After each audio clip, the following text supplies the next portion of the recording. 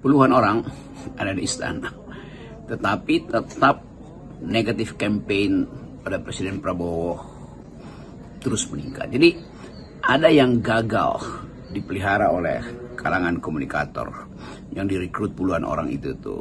Jadi buat apa sejumlah uang dibakar hanya untuk memuji-muji presiden? Padahal sebetulnya tugas dari public relation adalah mengupayakan supaya publik yang memuji presiden, bukan istana yang memuji presiden.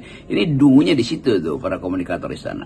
Dan itu yang saya kira yang dimaksud oleh Kompas, bahwa Presiden Prabowo harus meninjau kembali sistem komunikasi politiknya. Itu buruk sekali itu, dan mungkin negative impression udah 60-70% hari ini.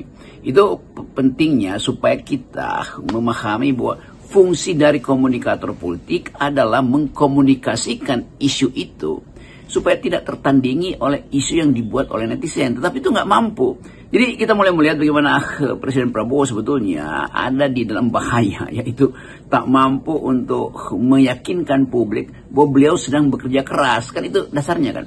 Kalau kita lihat bagaimana meme satire yang beredar, gambar-gambar yang membuli atau Presiden Prabowo, itu kan artinya istana gagal, bahkan hanya untuk menghalangi pun dia gagal, apalagi penghalangan itu justru dilakukan secara defensif. Kan itu maksud dari Kompas dalam tafsir saya, bahwa Kompas sebetulnya menegur istana, juru bicara istana ini yang tidak mampu untuk membedakan antara public opinion dan public relation. Kira-kira itu teori dasarnya. Nah, kita mau lihat bagaimana pemborosan uang itu, sama seperti kasus-kasus yang sejak Indonesia Gelap, Tagar, macam-macam itu tuh dilayani dengan cara membuli mahasiswa. Kan konyol kan?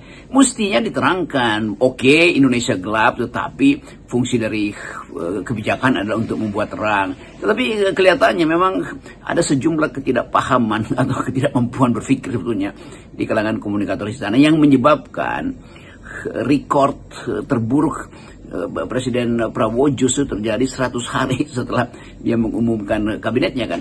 Kan itu penanda bahwa trust atau sebetulnya public opinion dari netizen ini mampu melampaui public relation dari para komunikator istana. Itu namanya pemburukan legitimasi pada Presiden Prabowo.